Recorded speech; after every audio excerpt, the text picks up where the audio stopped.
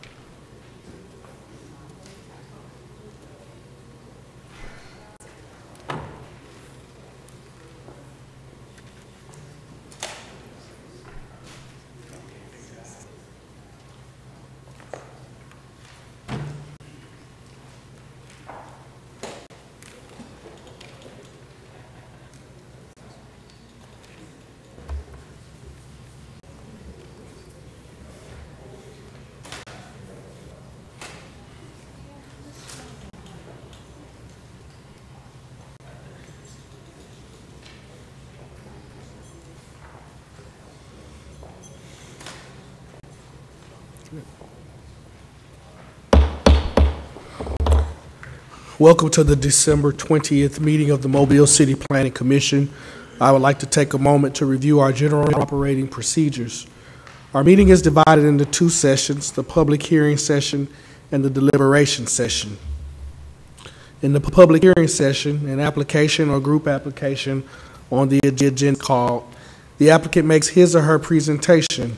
Commission members ask questions, if any. Members of the public make their comments. Only 4 people may speak for an agenda item or project and 4 against. Each speaker is limited to 5 minutes, subject to questions by the commission.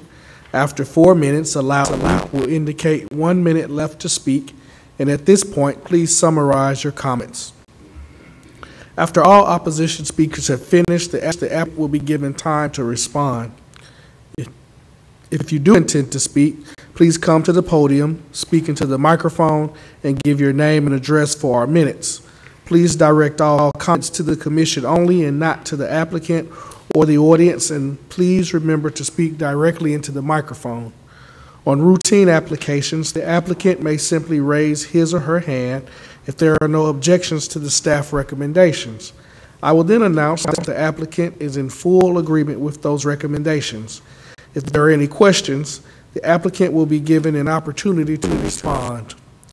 After hearing all applications, the commission will go into deliberation session. In the deliberation session, the commissioners discuss application with input from the staff as necessary, but with no input from the audience. The commissioners then vote on each application, and results of the voting can be learned from the planning department. If some issue arises in the deliberation session that were not addressed in the public hearing, the chairman has the discretion either to allow additional comments pertaining to those issues in order to resolve them, or call for the application to be held over for discussion at a future meeting. Occasionally, one or more commission members may recuse themselves from discussing and voting on a given application. and recusal does not necessarily mean a member is directly involved with the application or the applicant. Depending upon the circumstances, ethical rules may require a recusal when there is only the slightest appearance of a conflict of interest. If a regular member recuses, a supernumerary will vote in their stead, unless both supernumeraries are already voting due to absences. The Planning Commission makes final decisions subject to appeal on subdivisions, planning approval, and plan unit developments, PUDs. The Planning Commission only makes recommendations on zoning applications, with the City Council making the final decision. Please turn off or silence all cell phones at this time. Commissioners and staff, please remember to turn on your microphones when speaking. Roll call. Carlos Gant, I'm here. Ms. Libby Latham. Here. Mr. John Vallis. Here. Ms. Shirley Sessions. Here. Mr. Alan Cameron. Here. Mr. Taylor Atchison. Here. Mr. Matt Anderson. Here. Mr. Nick Armberger. Here. Ms. Bess Rich. Here. Mr. Don Hembry. Mr. Cart Blackwell. We have a quorum.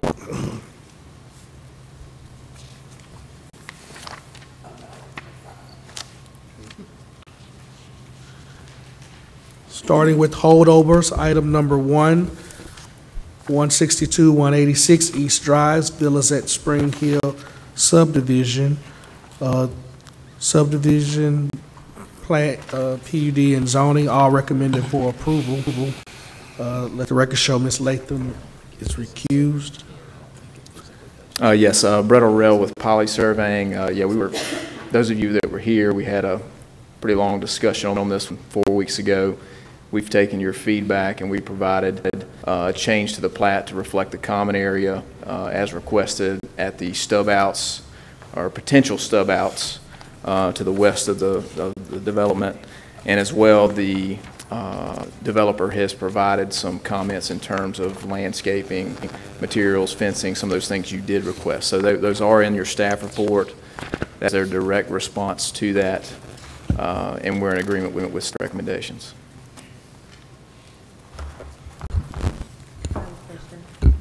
Yes, Mr. Rich.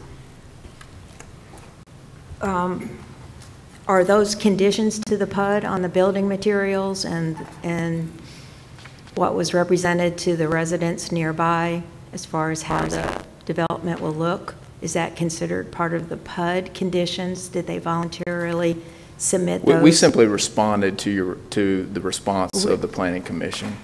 For us, let's just be clear on this one, because last meeting, there was I had no idea about this development that was spoken about. That is actually a commercial development. This is a residential development. No. This is a residential development. No. The residents that came down to address made reference to the preserve, which was put as an example of what this development would be similar to. But those, I believe that's their intent, yes. Right, but they are not putting them as a condition to the plan. I don't see where that needs to be a requirement for a single-family residential subdivision. Because this is we don't enforce covenants and restrictions. That's what you're basically asking for. No, it's the building materials, because they make reference to a certain type of development and a certain. But when has that been brought up by this commission for a single-family residential subdivision? When you do a plan unit development, the developer, owner, whoever is bringing the project together can put down what they represented as part of the PUD. In other words, you could talk, we went through this with the landing, which was also a plan unit development that required a rezoning. And they worked with the residents nearby, and they bought designs and plans, but then they conditioned that into their plan unit development as a way to say not just we might do this, but that the city would oversee that it was actually created. And that is exactly what will be returned to the community. The difference, the biggest difference there, let me be clear, is that the PUD in that case is because of multiple structures on a large piece of property, just like an apartment complex or a townhome complex. Oh, so this isn't a PUD? The PUD is only being required per the last meeting because of the density requirement. It was always the a PUD. The rezoning Right. triggered that. Is that correct? The PUD is needed for the reduced lot sizes, reduced setbacks, and so forth. Now, as stated, the revised PUD plan included notes, as are enumerated in your report. So at the time, those notes would still be included in the final PUD because they're part of the record. That can be a specific condition if it gives the commission So the planning comfort. can place that? Yes, ma'am. Okay. However, a couple of things I want to point out with that. Proposed building material, brick homes with possibly accent stucco hardy board. When staff reviews the permits, if it shows a brick veneer, that's all we're going to be able to check, and that's all that would be required. Building design, single-family homes with two-car garage. There's a two-car garage, check, move on.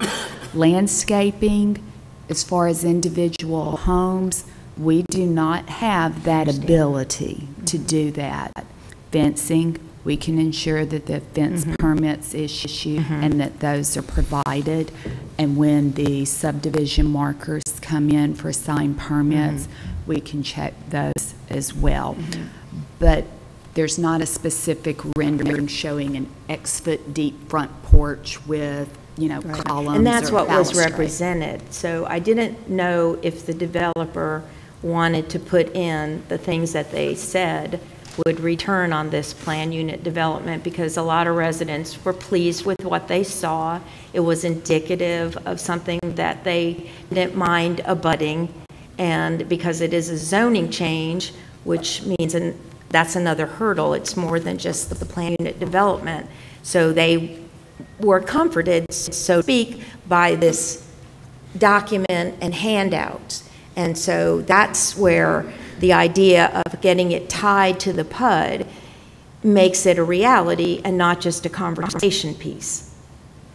I believe what they've done here is more than enough, in my opinion. I actually advise them not to do this. So I think this is a little bit of a reach, in my opinion, for a single-family residential subdivision. Regardless of the PUD, you did require that of the last developer in 4 weeks ago. It didn't take a rezoning to get that plan It was unit. a simple, it's single-family residential. That's all it can be. That's what is being approved today as a residential subdivision. So I feel this is more than enough information to be submitted But on the it's in PUD. an area that we know is very indicative of student housing because of how close it is to the University of South Alabama and the change in what is going on in that area. I mean, you might not live there, so it's not something that you're really cognizant of, but the change of the property that were single family, people who are owner occupied, are now seeing a lot of rental and student housing classification. And that's a known given in that area right now. I mean, it's just reality. So they're just dealing with what's on the ground and what the effects will be to them to see this change from a single family R1 development to the R2. But it's still single-family at the end of the day. The homes are considered single-family, but it's our understanding that it will be one ownership and they will not be owner-occupied. This is what, I'm just repeating what the residents heard. So they're putting all those facts into the equation and trying to make sure that that adjustment that this means to them is something that will not have a negative effect on their quality of life, just like anyone else who's at the table to discuss a change in land use. So that's where this comes in. I'm glad to hear that even if the developer, normally that's presented as part of the PUD, but I'm hearing that this planning commission, because of the representation, could be adding this as part of the development. So when you mentioned— It just needs to be consistent moving forward. Right. And when I bring the next one, I want to see it across the board. You know, if that's what you're going to ask. If it's in that area, area, you probably It should be in will. everywhere in the city. Well, if you're it's- right. If I'm you're sorry. going to do one versus the other. I agree. Ms. Can- Rich, and let's can not, I bring let's up not one other- can I let's bring up not one bicker. other thing? As long as you're not bickering. I'm not bickering. Yes, you No. are. Thank you. Okay. You mentioned the stub out, and initially to the property to the north, if I have this correct, and I think the conversation was to make it wide enough to be a street stub. Is that And what it you've currently- it developed? currently is, that? yes. Okay. I was wondering if there would be any thought to making it a path, like a sidewalk, so that you have the connectivity, but the cars are not coming in from eventually Center Drive to that next development that might enter and exit off of Center, and then come out to East Drive. We made it at the request of the Planning Commission, we made it a common area. Therefore, it would have to either be the developer themselves petition the city engineering department to extend that 5-foot section to that neighboring property, or the HOA would then need to deem it necessary for connectivity, or the city or someone step in, and that would be come to your department, I do believe, for any review. So that was at the request. We thought we discussed that at the last meeting. Right, I and it might have was- misunderstood. And it was, They've left, felt like it was appropriate to create that as a common area. they've left this little common area so that the HOA or the landowners would be able to have that opportunity to deal with one parcel of land should this northern part be But they developed. lose. And the northern part got developed in a similar fashion, so you could have the connectivity.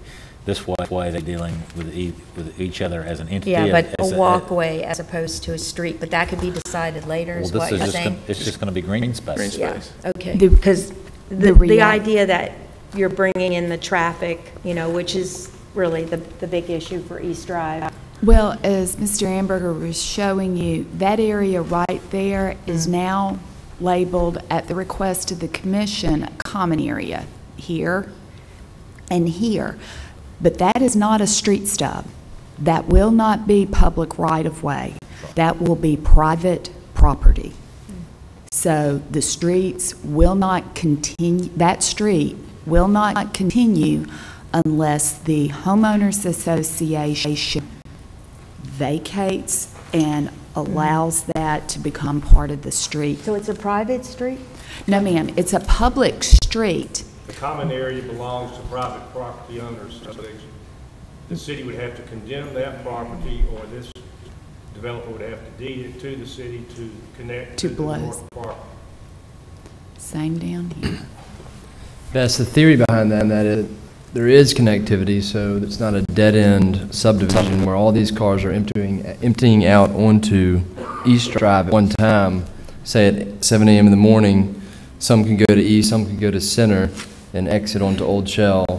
And when we're trying to develop in a connected way where we don't get a problem like we've got East Drive being dominated by so many cars Yeah. emptying from dead-end subdivisions out onto East Drive. I hear now. what you're saying, but you're also creating where Center Drive can come onto East Drive and up, out to Airport, to Ridgefield. and That may down be, to but we Old can't Shell. keep following the Yeah. bad idea of dead-end subdivisions just to protect that one I thought a idea. sidewalk made sense, so, to keep the connectivity going.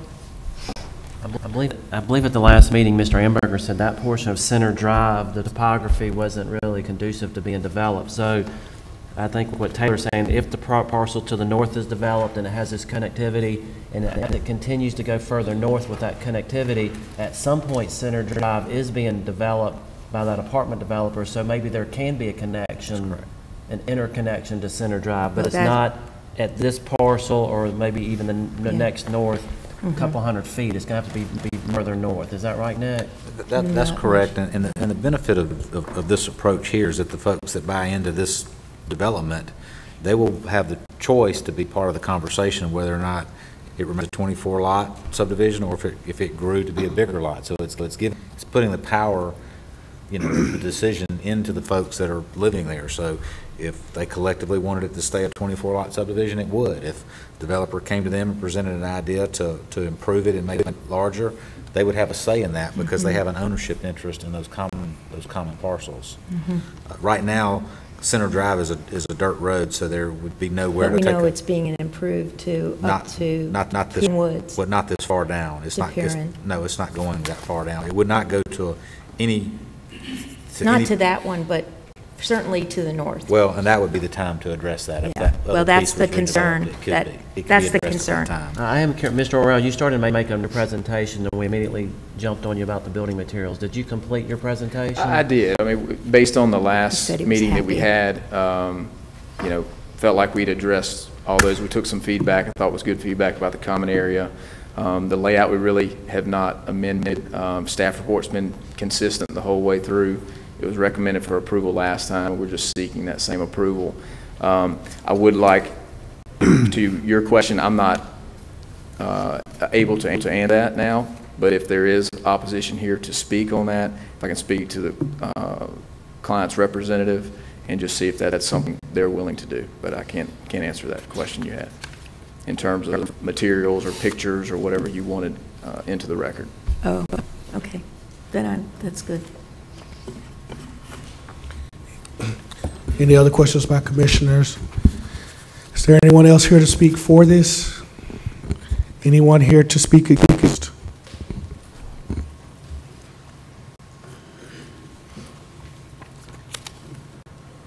My name is Brian Lee.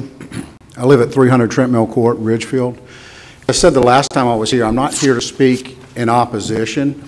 I'm here to speak with concerns.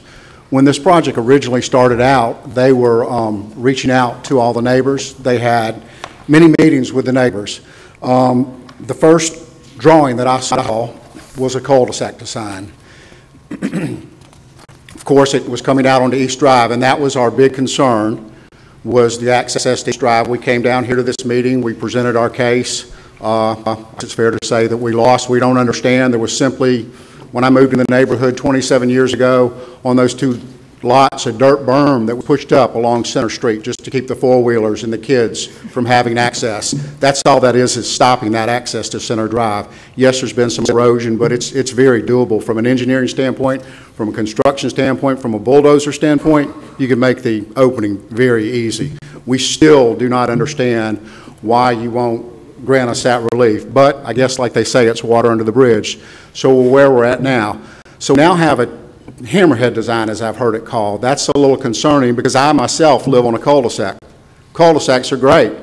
Cars come in, they don't belong there, they just kind of circle around and go on out. They don't stop, they don't have to back up, they don't have to look behind them for kids that they're going to run over a car, they're going to run into anything. It's just a cul-de-sac, you just go on through. So that would be, you know, one of our concerns today is why not a cul-de-sac design? And then the biggest concern we have is the presentation that was made to us about the quality of the materials, basically $200,000-ish house, not student housing, not something students are looking to move into. So at this point, what we have is a developer, an out-of-town developer who has zero track record in Mobile. I have his word. Well, I'm sorry. I just can't take his word any more than I feel that he could take mine. So what we're looking for is we're looking for relief from this commission. We're hoping that you can help us get the conditions put in place for this development that is going to be a win-win for this whole area, not just for Ridgefield. We've got all the residents that live along East Drive. We've got all the other properties. Basically, as I've said before, you look between Gilcrest, you look between University, you look between Old Shell, and you look between Airport. That's the big box we're looking in. That's what's all being developed under us. That's what keeps coming back to this planning commission, piecemeal at a time, different developments that you're going to be dealing with from now until this thing is built out with a huge, huge, huge push and emphasis on student housing. It spilled over years ago across Old Shell Road. Y'all were part of that. Whether we agree, disagree, it doesn't matter. It's, again, water under the bridge. But from this standpoint, from this development, we're just really requesting, we're really wishful that there's somehow, we have our faith in the City of Mobile, in the Planning Commission, in the Urban Development Department with some conditions that could be laid down that we could live with versus just someone's good word. Thank you. Anyone else here to speak against? Hey, good afternoon. I'm Scott Jones, 5958 Shenandoah. I live on the house that butts up East Road in Shenandoah Road North, which is right at the intersection where all of this traffic comes. Thanks for your time listening to what I'm going to say today. The real issue at hand for my family and our neighbors is the threat of the development to the neighborhood. Without further consideration to rerouting traffic around our neighborhood, it forces us to be against this development. It's important to recognize that neighborhoods are important to the growth of a city. Dallas, Miami, Toronto, and I could name others, and the research that I've done in the last meeting have developed neighborhood planning commissions because they realize the importance of the neighborhood to the strong growth of a city. There's nationally recognized best practices and acceptable planning considerations for neighborhoods initially founded by Clarence Perry. An preliminary study that was conducted in 1926 and in a report published by the Committee on the Regional Plan of New York and its environs in 1929, Perry enunciated his neighborhood theory. The theory of design had 6 principles. For the sake of time in this meeting, I'm going to list the first 2. Number 1, major arterials and traffic routes should not pass through residential neighborhoods. Instead, these streets should provide the boundaries of the neighborhood. Number 2, interior street patterns should be designed and constructed through the use of cul-de-sacs, curved layout, and light-duty surfacing so as to encourage a quiet, safe, low-volume traffic movement and preservation of the residential atmosphere. We have heard that these planned units are going to add substantial increase in traffic throughout the neighborhood, and more are coming. We can see that in what was just presented. Our streets are already oversaturated with traffic. 80 to 90% of the traffic that I see is not even from our neighborhood. We have growth in churches, growth at South Alabama. In 1978, the population for South Alabama was 7,084 students. This fall, it was just over 16,000. Are we looking at today? Or are we looking at 20 years and 30 years? The gentleman that just spoke moved into that neighborhood 27 years ago. We don't buy into this neighborhood for a day or a month or a year. We buy in, this is a long-term investment. It's up to this planning commission for this city to have a vision to protect neighborhoods, we feel. Without vibrant, solid neighborhoods, the economic success of this city is at peril. I talked at length after the last meeting with the traffic control analyst. I was a bit surprised to hear that her only consideration for this is this subdivision, period. No other elements are being looked at with the consideration of can this hold more traffic ability and is it suitable? How can that be? Can you not look at the already oversaturated traffic conditions in Ridgefield? Can you not look at the future growth that's on the horizon?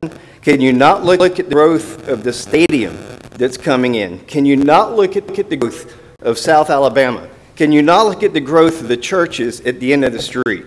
Can you not look at the growth of the school at the end of the street?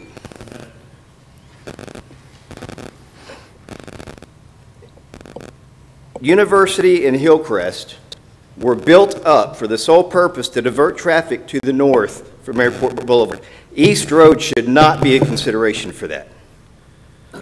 What is clear from the research is that the concept of neighborhoods was stated clearly from the 1920s to today. They are relevant for the economic power they provide to cities. If Mobile continues to devalue neighborhoods for these types of developments, it will be cutting the heart out of it one small slice at a time. We have seen the issues they cause in Midtown as quaint homes are seeded with apartment buildings that invite crime and lower home values. This is not what our residents signed up for when we agreed to purchase the homes in Ridgefield. We're urging this planning commission to do the right thing for our community, our neighborhood, and for the city, and that is to cut off access to Ridgefield for any other developments in this area. Thank you.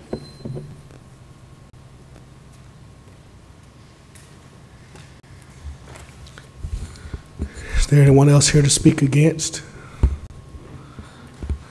Does the owner wish to respond?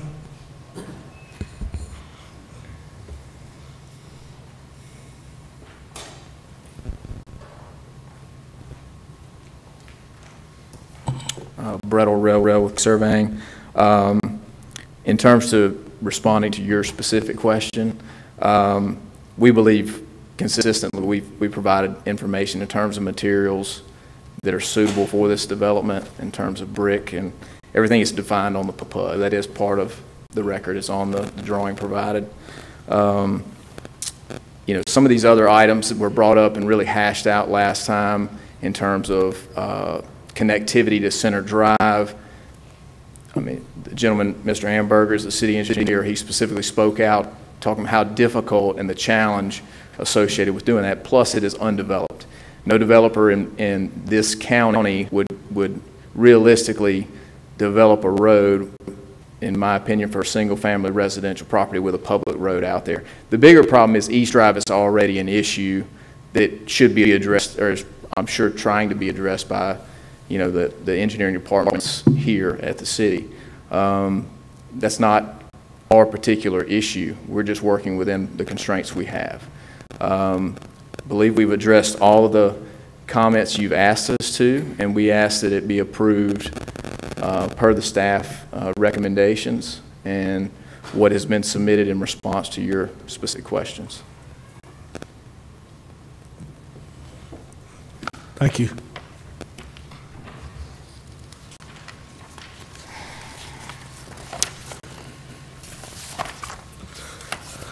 New subdivision applications.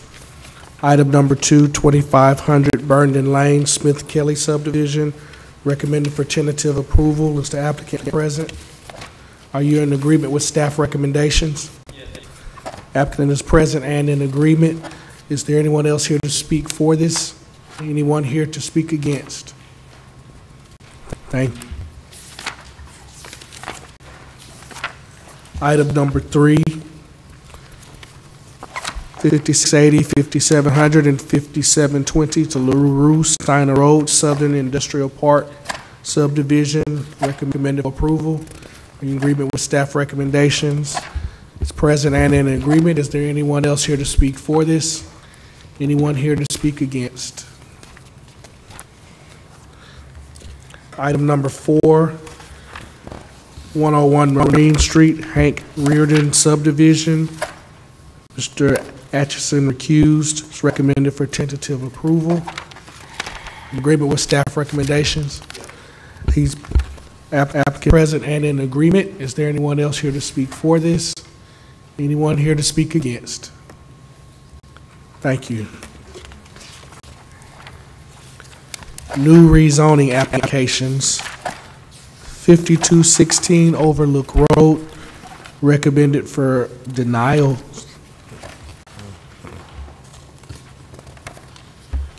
Hello, my name is Daniel Clark. I represent the applicant.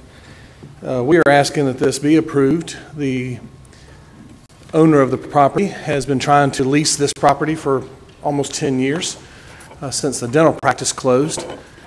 And with the construction of a Walmart to the south of it there, it's not been there's been a whole lot of interest lately.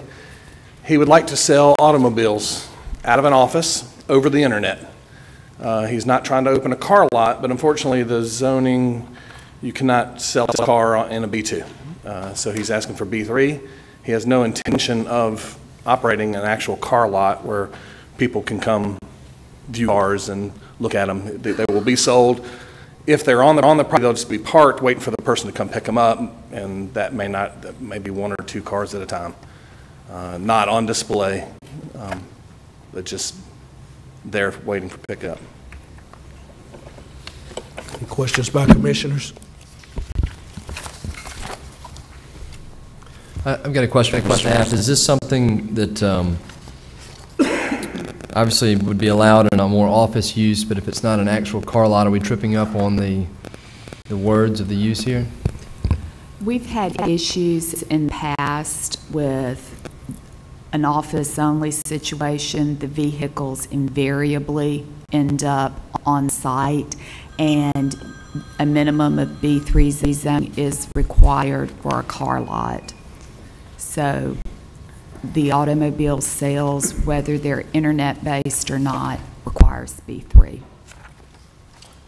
And do I have the colors correct, that the flume locator has it going kind of up in a zoning class? Does the future land use map, just looking at the colors, looks like it's bringing that corner up to match? It's mixed commercial corridor, but the corner itself is kind of mixed as far as the existing zoning. You do have a sliver of B3. It may have been a larger district, but it was reduced due to the widening of Moffitt University. You do have a B3 district across the street. However, it's occupied with B2 and B1 uses.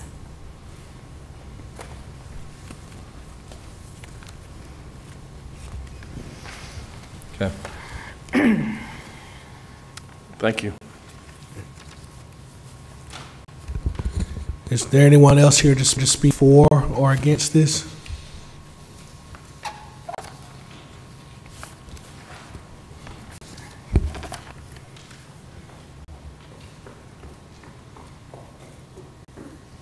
Pete Ream with NEI Mobile. We represent the tenant who's trying to lease the property, and we're also kind of consulting with the owner as well.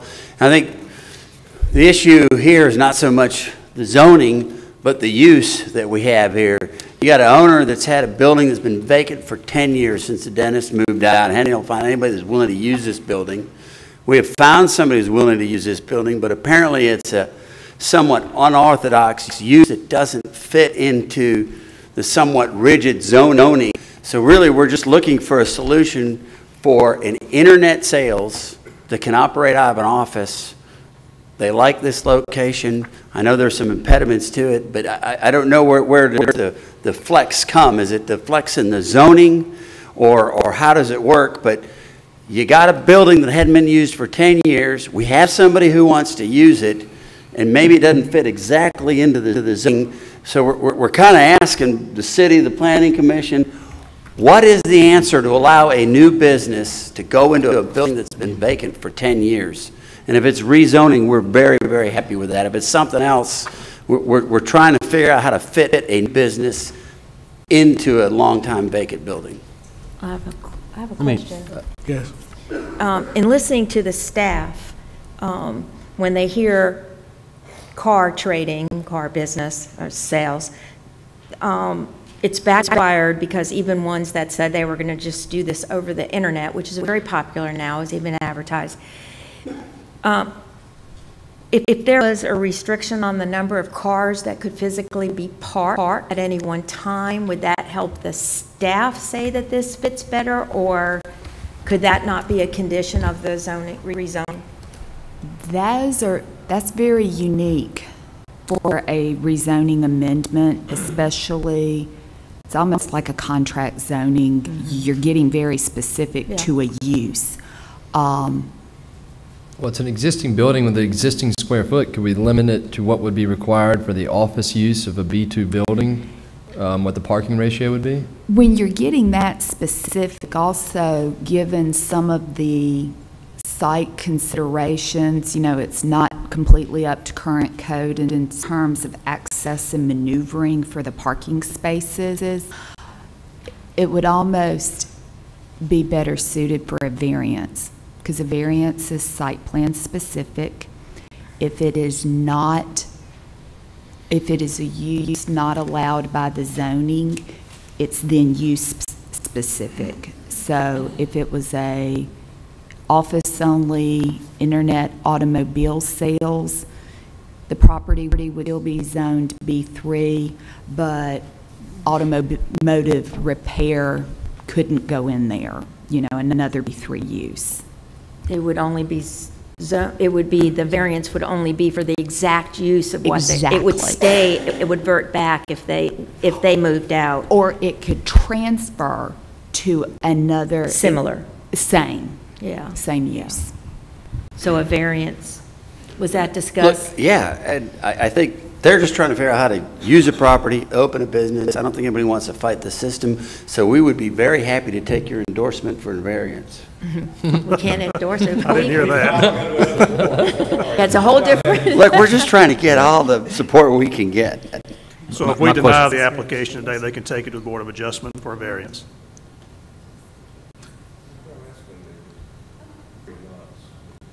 Yeah, she said y'all could table it, yeah, that's gonna take 3 months to get the Board of Adjustment. My question for the staff, so there's no way with leaving it as a B2, but putting a condition on it for this unique set of circumstances? That's the variance. But is it appropriate for this body to take that up? You would only consider a recommendation on the B3 zoning.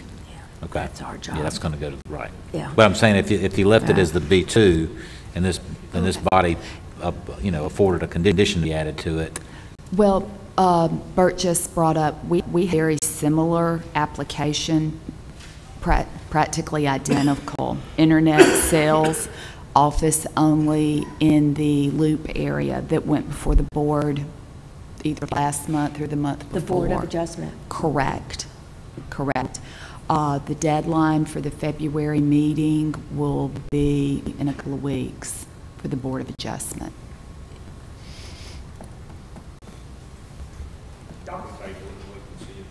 Yeah, that way it's not a 6 months wait to come back to hear. I mean, it sounds like we all feel like this is a good use. It's just a matter of the best action, whether. If we can't, yeah.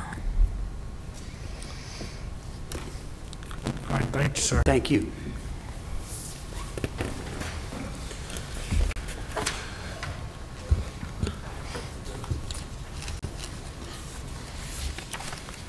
New group applications. Item number 6, Gilcrest Self-Storage Subdivision.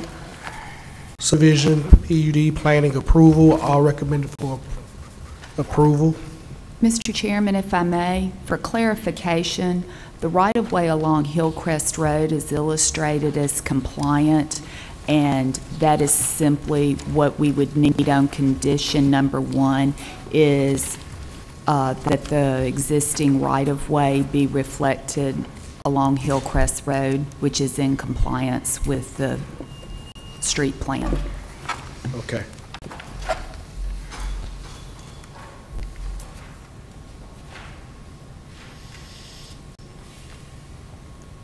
Yes, sir. Jerry Bird Surveying Company for the owner. Basic concept here, we're taking 2 existing lots and combining them into one. The small lot that used to, or does exist on the front, had a daycare center on it. The larger lot has those many warehouses that are in existence today. The owner would like to remove the daycare and construct a enclosed, climate-controlled warehouse facility in that place. To do that, they need to position the building 15 feet, or actually on the old lot line, which means we have to move a storm drainage easement. Now, the original developer of the property, of the 3 lots, put in a storm drain that served the doctor's office on this southern lot that's right in here. The water runs north up to our north property line, runs to the rear, and goes into a detention pond down the hill from the warehouses, all on our property. The city has no water running into that storm drain system. It is a private easement. We would like to let the subdivision plat in replatting reposition that easement rather than go through a full vacation of the easement. We can't, cities have to vacate an easement that doesn't belong to them. It doesn't have their water in it. We're going to accommodate that, move the easement over, and reinstall a new storm drain that will still accommodate the medical office the south of us. But That would affect condition number 4, where it says completion of a vacation process. That doesn't need to be there. And then in engineering comments under number 6, I think, I add a note stating all easements shall remain in effect until vacated through the proper vacation process. I'm not sure about that because that's a standard note, but it might make it look like we should have vacated it. I'm not sure, but this is private, and we just, when the new plat goes, when the new subdivision plat goes on the record, the easement will be moved over. It'll overlay the original one, and that easement will be moved. Mr. Chairman, I have a question for staff. Did we ever, by chance, have an opportunity to talk with City Legal Department about that? I know we've struggled back and forth about these vacation of easements, and Mr. Byrd is right there. There is no city infrastructure in that easement, so from a drainage perspective, the city has no ownership or interest in that easement. But the vacating of the easement, whether or not it's free to do it by plat or not. An attorney representing somebody in this transaction called me about a month ago asking about this, and what I told him was that I had, in my former life, when I was at the podium, I had worked with the city on private easements and done what Mr. Byrd is asking. Mm-hmm. So this is not a city easement. I told this attorney to call Flo Kessler to verify that she would not have a problem with this. I think I did it on the Publix. Okay. There was an old easement that didn't affect. There was an old drainage easement that didn't affect any property outside the development, and Flo allowed us to record over that. So, okay, since this is a private easement, I don't think a public a vacation process would really be necessary. I mean, that's a very good way forward, because the vacation process is lengthy, and the city does have no interest in this particular easement. Yeah. Good. I would ask that Mr. Byrd, though, make it very clear on his subdivision plat, the notes that reflect that easement was vacated, because I think the challenge is when 50 years down the road somebody's looking for that easement, how and what was the mechanism by which it got vacated, and they oftentimes end up back in my office looking for some document that may or may not exist. So if it's cleared with a note on the plat, that'll be very much appreciated. Okay. And also, can we clarify on the plat that it is an existing private easement? Sure. Yes. Thank you. Yeah, what we put there, we'll say, I can say the private easement is shown on the original plat on the rear of lot whatever, saying that one's private, and then all over that this one is private also. Yeah, relocated by this plat. We're happy to give you a few more drainage easements too if you'd like them. Yeah, be another note. Thank you very much. I have a question, if I may. Thank you. How tall is this climate-controlled facility going to be? I don't know. Okay. I didn't know if you designed it or what the status was. Keith Vaughn, I'm the developer. Usually we would have like a 10-foot, 9-foot, 10-foot eave height and like a 1-on-12 roof pitch. So the peak might be 12 feet, 11, 12 feet, something in that range to the peak. And then it's a frame, then it go back down. So it helped me with what you're saying, because you seem to know more. That's not 2 stories or 3 stories tall, no, like different units where people take an elevator up to get into the controlled it's all store. single door. There's no. Okay, it's not a second story. No, no. And the facade that faces, there used to be the school, it's completely cleared now, so the school's gone. And I know that all the storage stuff, you really can't see that from the road for the most part.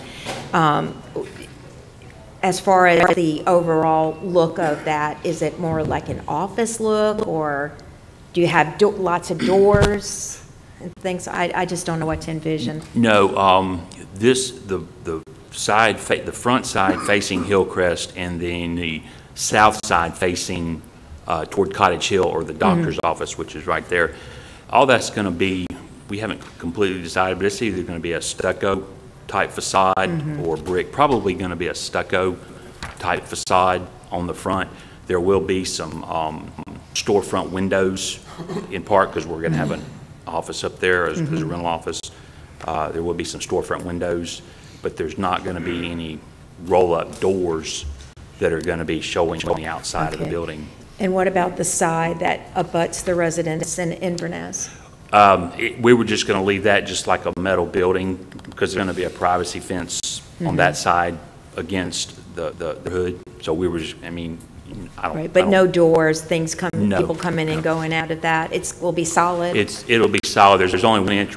There's only 1 inch. We're going to have a canopy across the front to access during inclement weather and such. But there'll be one entrance to go in and one way to come out.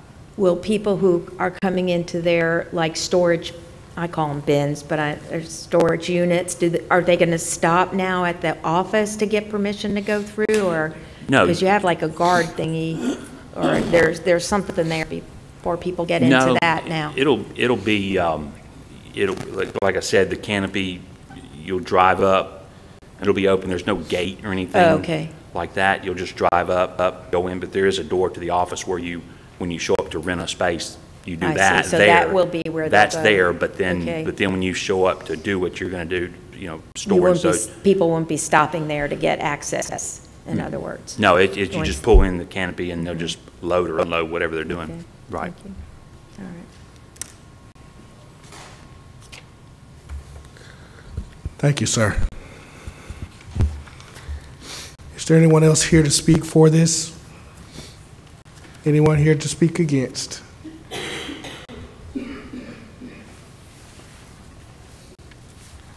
Good afternoon. My name is Sue Carney. 6407 Falconwood Court. Our house abuts up to the back of this new area. We live in Inverness. I'm really here, first of all, thank you very much for your time and attention. I'm really here not so much about opposing this, but really just some concerns and maybe answering some questions, because it's for a non-engineer, planning person, it's very difficult to ascertain what you're talking about most of the time. But here we are. I just heard that privacy fence mentioned. Is that a chain link fence versus a wooden fence? Just to be clear, because again, for privacy purposes, at the back of the property. And then how far along that north property line would that fence extend? Would it, because currently where the schoolhouse used to be, the daycare, and then where the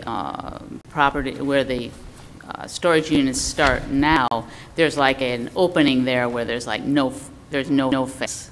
So we're just wondering, is that going to be all the way there? And again, is it chain link or is it wooden or whatever? And then is there a survey of the property just to make sure that the fence is actually, on the right property line? Because they're very, obviously come right together. So that would be a concern of ours as homeowners there. I just heard some talk now about the drainage situation, so I'm hoping that the precipitation runoff will be taken care of. Doesn't look like much of a hill, but we get a river in our backyard every time it rains, so certainly that runoff is of concern to us as homeowners along there. So that isn't all coming into our backyard, but it sounds like that is going to be addressed. So thank you, Bess, for that question about how tall the building will be. And then the other concern, two other things. The HVAC units, this is climate controlled, so where will those HVAC units be located? Again, personally, I don't want them in my bedroom window at night, so I'm just curious to know where those would be located for, quiet and so on. And then the facade. Certainly the Inverness neighborhood takes great pride in the way the place looks. I'm on the board there, and you know, we spend a lot of time and money and certainly, as I said, pride. Everybody really loves the trees in that area and the way the place looks. So we would really like it if that, our next door neighbors would continue with that sort of pride also, so that that area continues to be graded.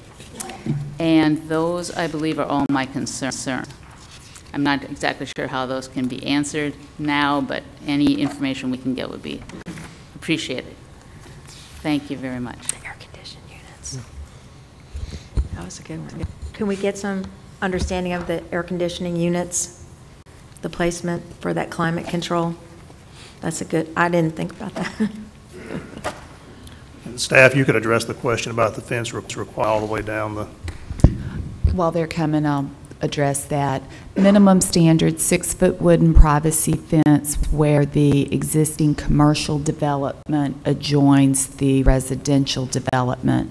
While the B2 extends further to the west to try, it's not developed for most of the property, and the vegetation there provides a really good buffer. So it would only be required along this north property line here. In the event the rest of that property were developed and cleared, then it would be required? Yes, sir. And privacy fence, meaning a minimum of 6-foot wooden privacy Yes, fence? sir. A 6-foot opaque, typically it's typically done with a 6-foot wooden privacy fence, right. Not chain link. Right. Yes, sir. Let's see. I think you were asking about the HVAC units.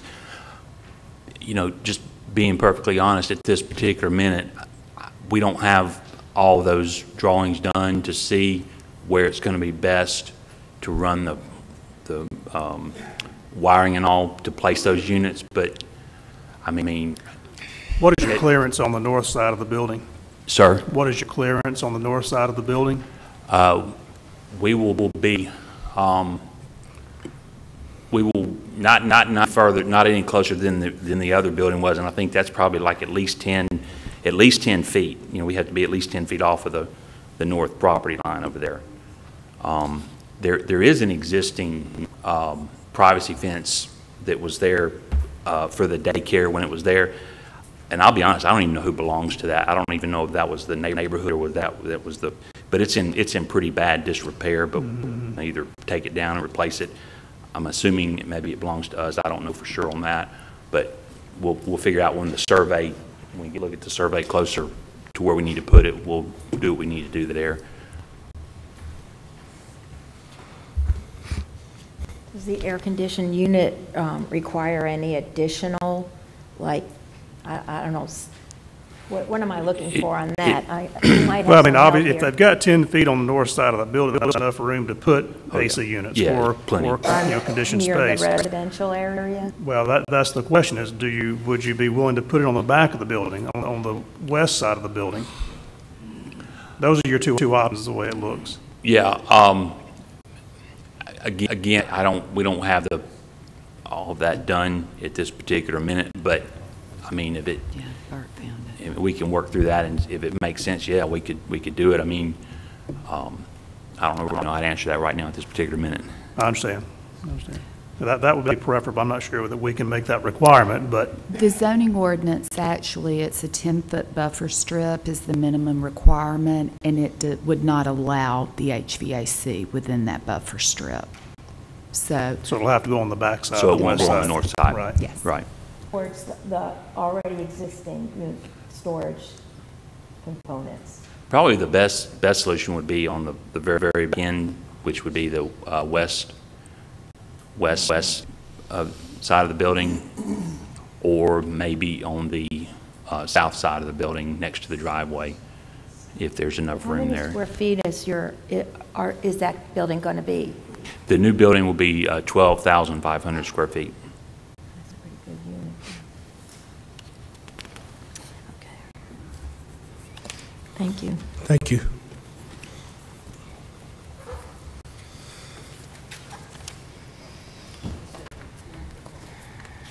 Maybe I can just ask you directly, is there a possibility of collaboration? It sounds great, but just a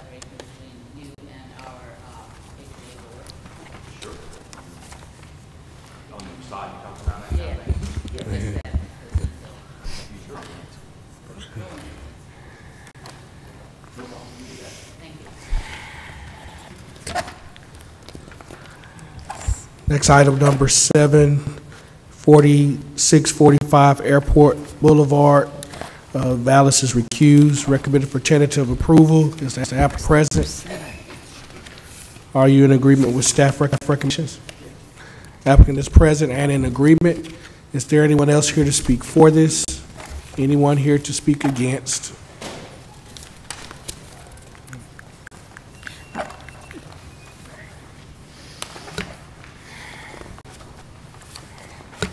How y'all doing today? Chuck Cirkey. I live across the street on 257 Dogwood. So I have the luxury of looking at new CVS that's being built there. Just have sort of concerned a little bit of the unknown. If they're going to redevelop the Lot B and put another business there, what type of business that might be. And then my concern is additional traffic that's going to be dumped onto Dogwood if there's allowed egress or access to and from the back of whatever's being developed on Lot B. And I'm not sure about what they're proposing or if it has to be approved, rezoned.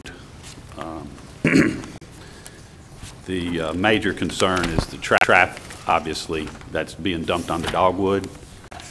Form used to be a nice neighborhood there, Subdivision, but it's been turned into a cut-through street. I've seen, I can take a rock and throw it and hit Publix. I can take a rock and hit CVS in the new Murray gas station. So, and then there's been nothing with the traffic to help the traffic. If you're on Dogwood, if you want to take a left onto Airport Boulevard, you're probably going to get killed from all the people turning onto Airport off of University. So nothing's been addressed from the traffic issues. So it's just only going to get worse with CVS, which it's too late for that, we all know. But for additional businesses on Dogwood on that west side, it's just going to turn Dogwood into just a super raceway going through there.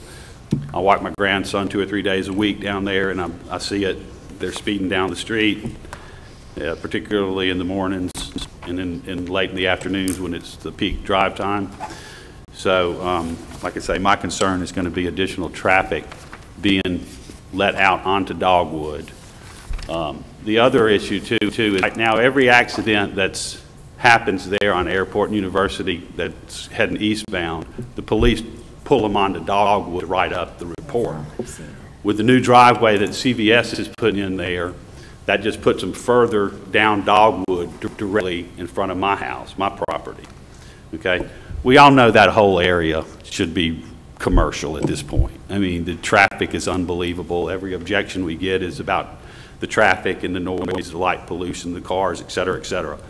The city's long-term plan is calling for development for that whole side of Dogwood. But yet, on the other side of Dogwood, we're being told, well, it's a supreme residential subdivision, which is total garbage, which half the people don't live there. The other half are renter, you know, there's half of the houses are rental houses, and there's no historical significance to any of those properties. That was what was brought up the last time in one of the meetings.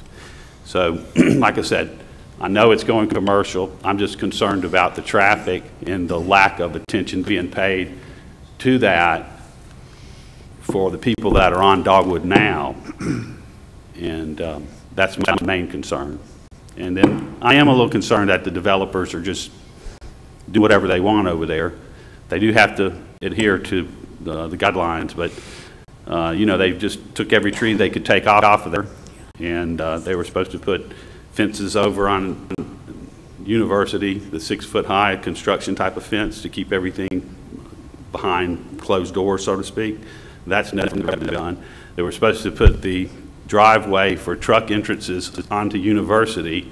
It's still on Dogwood, so every entrance to the job site and every worker is coming in and out on Dogwood, as well as having lunch and throwing their garbage, et cetera, there.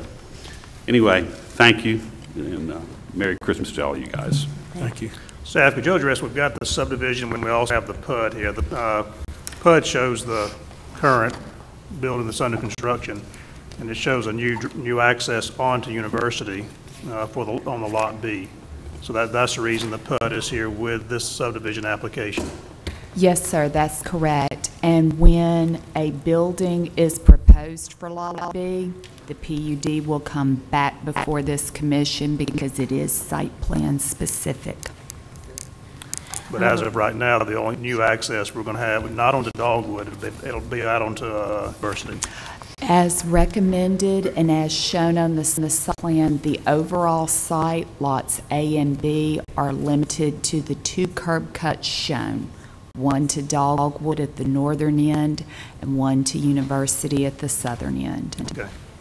I have a question. It's not so much as a question, but when this was rezoned through the courts, not through this commission or through the regular channels up at the council office, I was told that it would come back as a PUD and there would be a time to get all the buffering that would be helpful to residents in the nearby area. However, when the first permit was pulled, it was a lot subdivision, and they clear cut everything, so they go all the way to the residents. And I guess there'll be a fence that they'll have to put by code. But now they're coming in for their PUD, and it's too late to get, the natural state that could have been left on that property. And kind of seems a little disingenuous. I don't know his motives, I won't question that, but clear cutting absolutely rang everybody's phone upstairs on that, as far as the council's office, because of the sensitivity that it had stayed so long in the residential state, and everything on that corridor, you can look at the bigger map, forever had been in the R1 single family classification, even those homes that front onto airport, and now they're all at risk going forward. But they're coming in for a PUD. There are certain things that you can attach, even because now this whole thing is a planned unit development, which should have been from the initial start of the placement of the CVS. And so I hear that when they come in for the new building, because they don't even have anything proposed now, that's when we can do some more, but it would only be on that site. So we're looking at the entire site, and if we can get some frontage trees that are more than just what the code calls for, because again, this is a planned unit development, and it's great about the access, wonderful, try to keep it off of Dogwood, and will that be a left-hand turn out only off of like right in and left out? Is that? And it will be curbed like then, so that they can't go down Dogwood Drive? Correct? That is correct. It is site plan specific. The one thing that I do want to clarify, however, the court case initially had a PUD. I'm going to address that, and yeah. I want to address Ms. Richardson's insinuation or allegation that there was some funny business going on. No. Yeah, you were. Your comments came across very barbed and sharp, that there was something either behind closed doors or with the developer, and they did something wrong. And Mr. Lawler can correct me if I do not remember this correctly. When Judge Stout entered his order approving the rezoning, his order included subject to a PUD.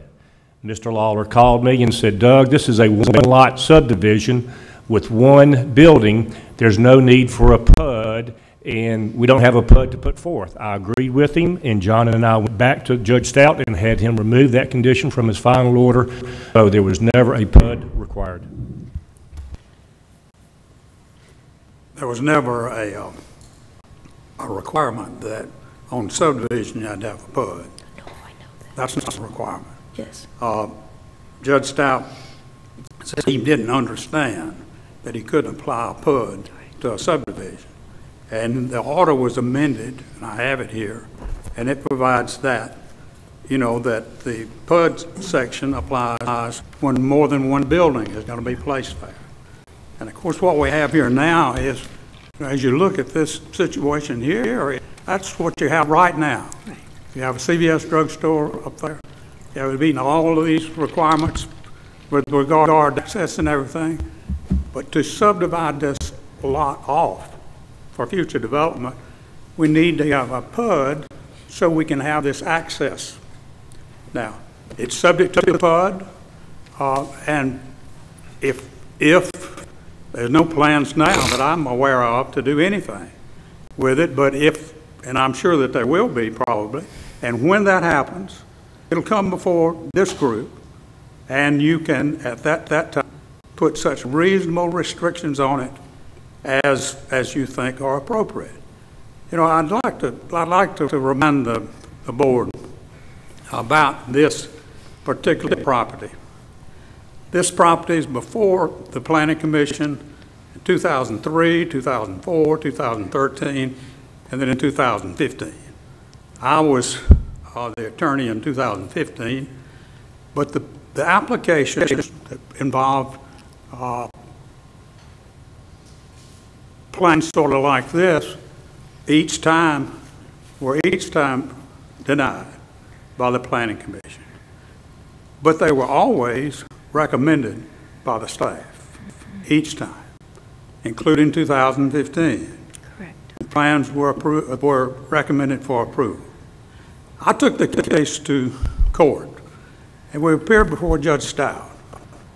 And working with Judge Stout, I told him about the development just across the street for Publix and how that involved 14 houses coming out of a subdivision, how it involved much more access to minor streets than was proposed in the application that we had before it.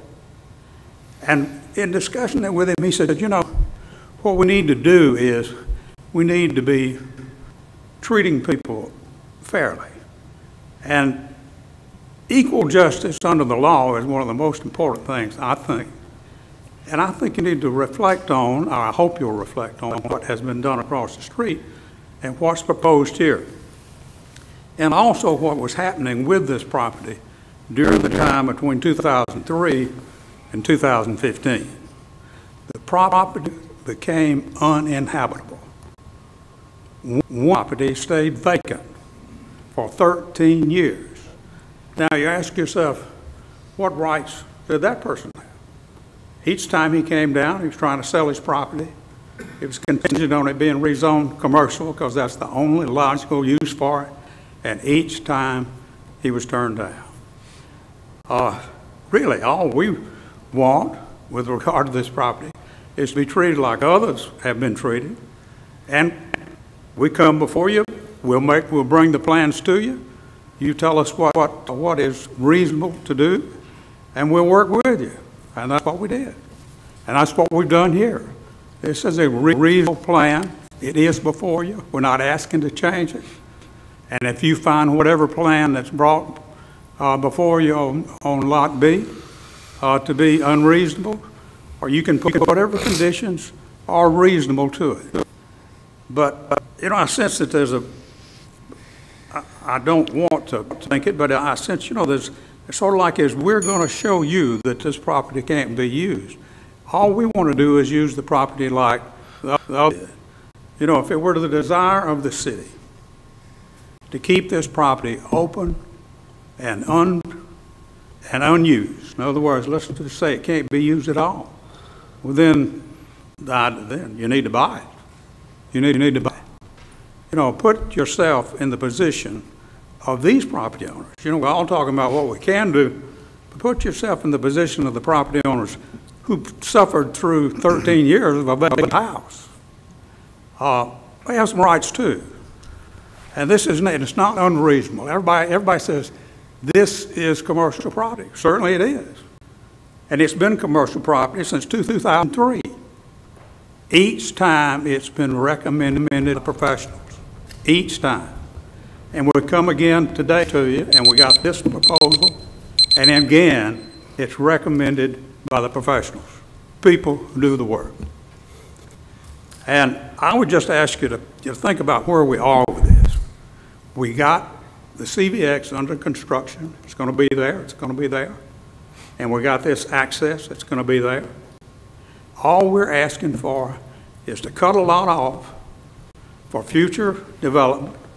And if we choose right future development, we'll be right back before you with a request for what it is we want to do. And you can at the time impose reasonable conditions. But you know, it's not an opportunity to deny something you don't like.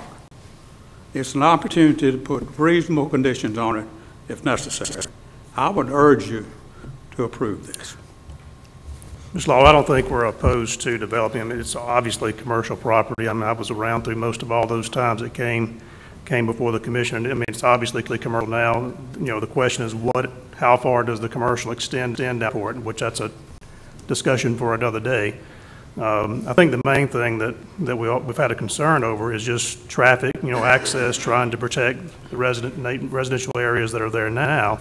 And we seem to have done that with limiting it to 2 curb cuts, one onto Dogwood, the other onto University. So I think we're in pretty good shape with that. I think the remaining issue is just trying to make sure it is a high visibility lot in the city. So we're just trying to make sure that we do some things to make it look appealing with landscaping, with trees, and just simple, inexpensive stuff that will really make the lot more appealing since it is in a high visibility area. I have no problem with approving everything is shown today. The only thing that we could do to make it better would be just to have some, maybe a little bit higher standards for landscaping and tree planting and buffering on the south side than what maybe the minimum requirement. But other than that, that's the only issue that I see. Well, I looked at the plan. It's 25-foot vegetative buffer. And the minimum requirement, like on Lot A, I mean, this is not, the PUD's not showing the tree planting, obviously. Correct. Something happened with the printout, but if you look behind you, there is a 25-foot landscaped buffer along south property line and along the east and along University. Okay. And then tree planting and, you know, vegetation on the lot itself, around the building. The plans, obviously, through CVS have been submitted and were reviewed and approved for full compliance. Okay. Thank you, sir. Thank you. Question back. As I read note 7 on the PUD, it says placement of a note on the final plat stating that Lot B is denied direct access to Dogwood. And as I further read, it says site is denied access to Airport Boulevard and limited to 1 driveway each to University and Dogwood. Okay, that's what I thought the intent was. And if we need to clarify that. So is the intent that Lot B's, any access to Dogwood for Lot B would be via? It's what you see. Gotcha. Thank you. Again, Mr. Amberger, going back, the PUD site plan specific. Thank you. Thank you.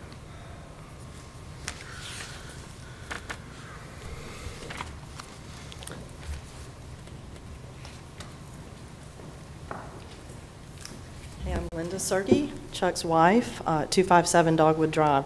Just wanted a little clarification. When the whole CVS thing was happening, we live right across the street, so this is right in our front door. And while trees and all that are really great, and I would appreciate any of that, as far as we're concerned, it's in our front door. So we are going to be staring at that no matter what, but it doesn't matter because that's the way it is. But the B, the Lot B, I mean, we had no idea that this was going to be 2 separate developments. We were under the impression that all of this was just going to be the CVS, whatever. So now we get this. So the Lot B, all of the entire property is rezoned, correct? So Lot B is already rezoned to do whatever. LB2. Okay, whatever falls under those guidelines. Okay, that's what so whenever, whatever come in, which will, I'm sure, sooner than later, all they have to do is get a permit or whatever the process is. There's no rezoning for that. It's already done. Okay. Just to clarify, if I may, the rezoning, you are correct, it is in place. But with the PUD, which is site plan specific, when Lot B is proposed for development, that plan will have to come back to this commission. Okay. Okay, I just wanted to clarify that because I was unclear. Thank you.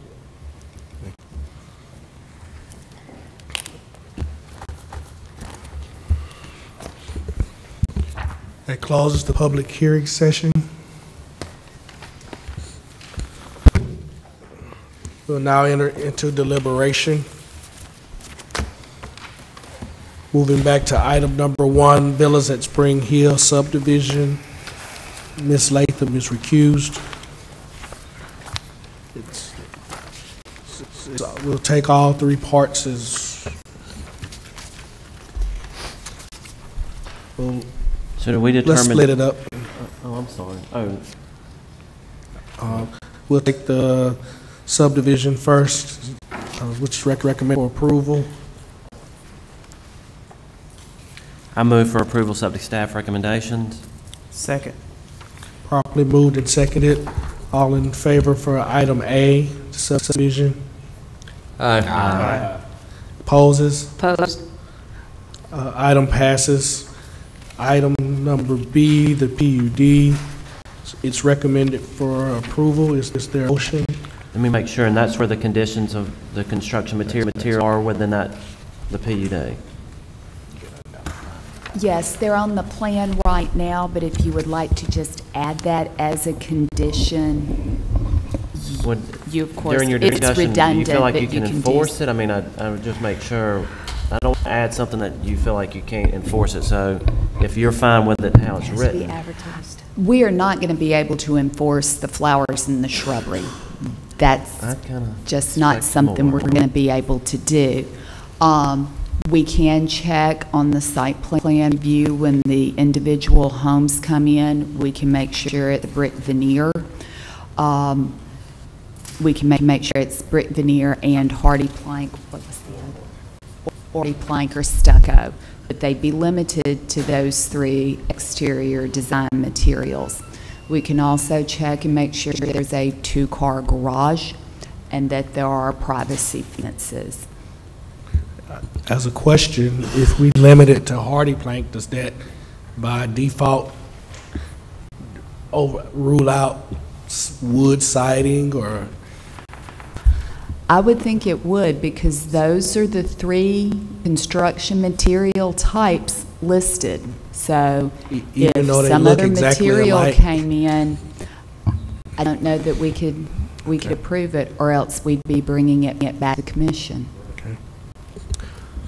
As far as building materials, I mean, obviously everybody wants the neighborhood to look nice. The builder, I'm sure, would want it to look nice.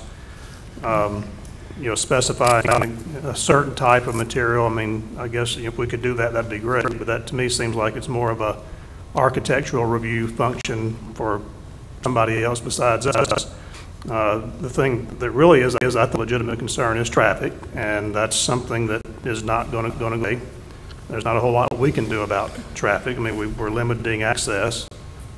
But my question is, who could be able to do something about East Drive being a cut-through road? I mean, we have some areas that we have blocked off certain neighborhoods or made it really complicated to try to get through to minimize the amount of cut-through traffic. What could be done to address that? I think only the city council can actually cut off a public right-of-way.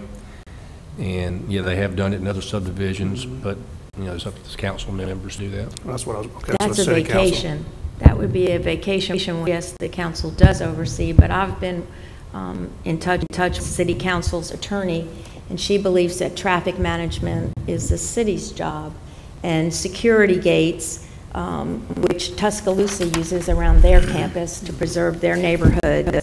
Those are gates that are activated through public safety vehicles. Their siren will open and close those gates, but vehicular traffic, everyday traffic, is prohibited. And then it therefore makes those cut-throughs no longer viable. And that's something the city could do. This planning commission could help with that as well to preserve neighborhoods. But it's really more of a operational, like when a street goes one way, the council doesn't get involved in that. And there's been cutoffs of streets with barricades, like on Foreman Road, and I think that was because of some, I forget what the traffic engineer told me, what Jennifer told me. It was something about the police were very concerned about people cutting through off of Old Shell out to Foreman Road, and it's that small stub. It's not Foreman Road. You know what I'm talking about? Yeah, you're talking about the section of road that was cut off when they widened Old Shell Road. Right. The angle of the intersection, I mean, that road was right behind the gas station. Mr. Chairman, if we can get back to the matter at hand, this is a discussion for another day. You want to make a motion? This is a big subject matter that we could sit here and talk for hours about it. But just one more clarification, just for my own sake, and not to drag it out, but Mary Beth, just because I'm curious, what could traffic do to be able to minimize the cut-through traffic from Old Shell over to airport? There's traffic calming there now. That's about the extent of what we have to offer. The closures of roads, the gates, that is a subject of conversation well above my pay grade and involves a whole lot of people. So, and not a decision be answered today. All right. Thank you. I move to approve the PUD based on staff recommendations, findings of facts A and D. Second. Is it going to include the proposed materials and yeah, that's already in there, so I didn't state that again. Properly moved and seconded. Any further discussion? All in favor? Aye. Opposed? Opposed. Item passes. Item number C, zoning recommended for approval. Is there a motion? Move for approval, subject to staff recommendations. Second. Properly moved and seconded. Any discussion? Yes. If this was come in as a single-family development, how many homes would be placed there? What is the ratio? We wouldn't be able to do that without pulling out the right-of-way, but you would have to have 7,200 square feet per lot. Right. So that would be a right. They wouldn't have to come here. They just have plat that out, and that would have been allowed by right if they subdivided it and made, because you're going to have to do away with certain, you're wavering some things in order to prove this. You have a couple of things. The rezoning's needed because the density, right, and that is the entire reason for the R2. Right. But the PUD is still required because of the reduced setbacks. Right. But the rezoning is because there are more lots on the acreage, on the 2 acres. Because correct? they are smaller. Right. But there could be a street and everything to standard, and it might have been 12 homes. I mean, just throwing it out there. I don't know. Less than 24. Because there are other R1s just up the block. According to preliminary calculations, there's at least 17. 17, yeah, because it's bigger than the one that's just up on the other side of the ditch. That's still stayed in the R1. So, okay, thank you. All in favor? Aye. Opposed? Item passes. New subdivision applications. Item number 2, Smith Kelly subdivision. Recommended for tentative approval. Is there a motion? So moved. To approve based on staff recommendations. Second. Properly moved and seconded. Any discussion? All in favor? Aye. Opposed? Item passes. Item number 3, Southern and Industrial Park subdivision, LaRue Steiner Road. Recommended for tentative approval. Is there a motion? I'll move to approve based on staff recommendations. Second. Properly moved and seconded. Any discussion? All in favor? Aye. Opposed? Item passes. Item number 4, Hank Rearden subdivision, Recommend tentative approval. Mr. Atchison recused. For approval, subject to staff recommendations. Second. Properly moved and seconded. Any discussion? All in favor? Aye. Opposed? Item passes. New rezoning applications. Item number 5, 5216 Overlook Road. Just when we want to table instead of hold over, do we actually? You could hold it over till the February 21st meeting, which would be after the February Board of Zoning Adjustment meeting. So moved. Second. Properly moved and seconded. It'd be held over to February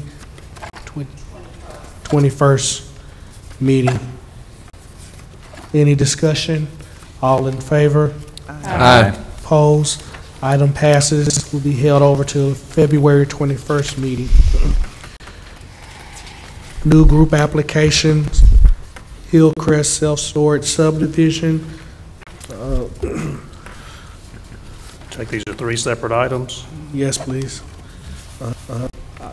Item A for subdivision, recommended for tentative approval.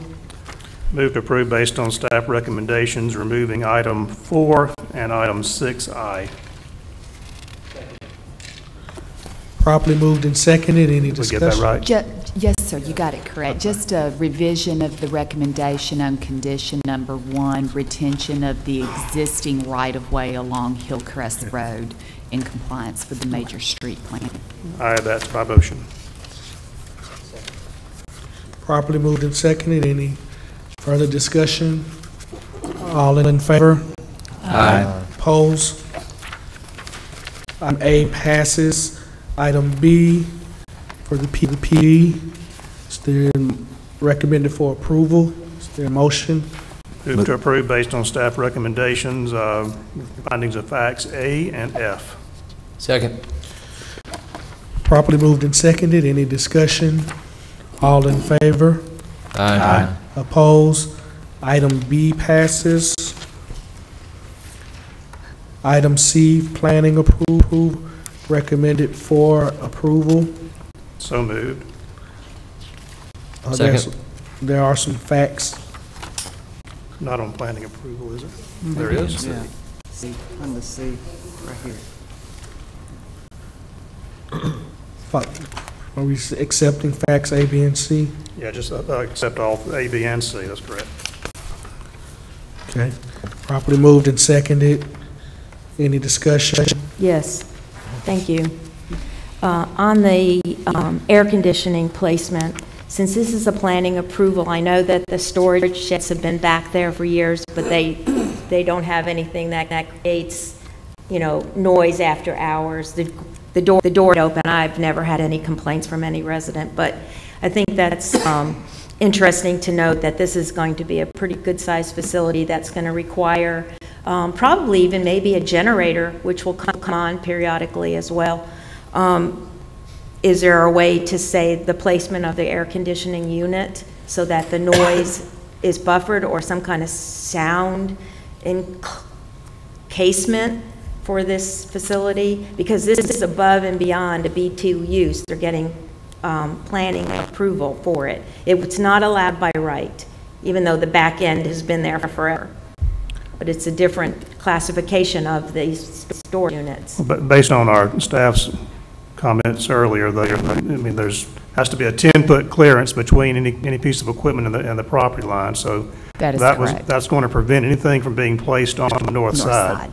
So that's going to, by default, push them back around, more than likely to the west side, and away from the residents. So they couldn't just carve out their building to put the unit on that side, like somehow develop the space itself? It's not right. Henry could, I don't speak to know. this much Yeah. better, but you have to have circulation around Right. your exterior Right. units. But the only thing that might come in handy, especially if it's a generator on site, which we don't know all that, we know there's going to be air conditioning, but if they could put some kind of privacy around the AC units, that would also mitigate any kind of noise from the units.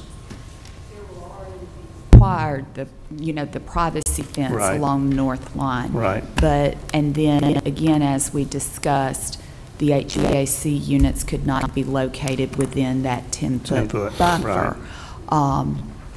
But additional locational standards on a plan approval is under the purview of the commission. Right. Just so that it doesn't abut the single family, let it abut what's already there. Right.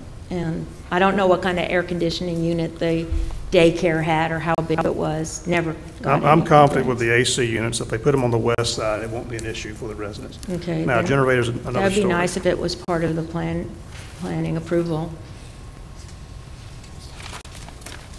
Well, it already is because of the 10-foot requirement.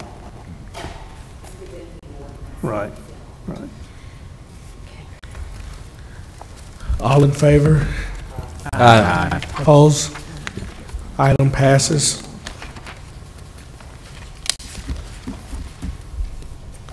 Item number 7, 4645 Airport Boulevard, Airport University Subdivision. Mr. Vallis is recused. Take it in two separate parts. Item A, subdivision, recommended for tentative approval. Is there a motion? Move to approve based on staff recommendation. Second. Properly moved and seconded. Any discussion? All in favor? Aye. Opposed? Item passes. Item B, the PUD. Is there a finding of, it's recommended for approval with facts. Is there a motion?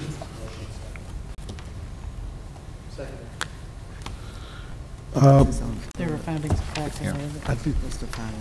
Which findings of fact are being accepted? All listed findings of fact are being accepted and the motion was seconded. Is there any discussion?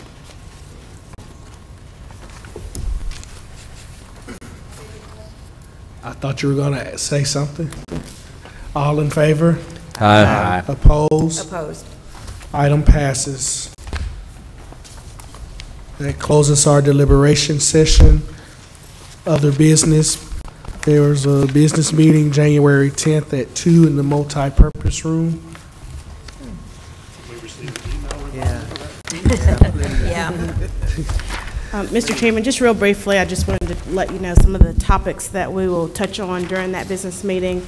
After the first of the year, we will move toward the public review process for the Unified Development Code, the zoning code that we've been working on for the last 2 years. During that time period, during the business meeting, we will go over the timeline so that you understand how we will move through that process. That first phase of public review will be coordinated by the staff, where we will be soliciting feedback from the public at large. It'll largely amount to a 45-day review where the public has the opportunity to give any input. Shortly after that process, we will take the opportunity to review the comments that we've heard, and then that will start the Planning Commission's public hearing process. But we just want to make you familiar and comfortable with that timeline. At that time, we will have more definitive dates to share with you, and we'll be looking for any input or suggestions that you have as we initiate that process. Secondly, as you may recall, back in 2015, the Map for Mobile Comprehensive Plan was developed as a part of the resolution. In support of that document, this commission asked that we come to you on an annual basis, a report of activity that has occurred associated with our comprehensive planning process. So we'll take the time to give you a preliminary review of what we've accomplished during that time period. And then lastly, the city is undertaking a park systems improvement plan. We've spent a lot of time communicating with the city council, but want to make sure that our planning commission also is aware of the efforts around that project. And so, as always, we use that opportunity to answer any questions that you have. We will prepare a good agenda, a thorough agenda, and if there's a matter of business that you'd like to see included during that time, please let us know, and we're happy to incorporate that in. Thank you. Thank you. Meeting adjourned. Merry Christmas. Merry Christmas. Thank you. This been coming up for the last 10 years. And so, you think of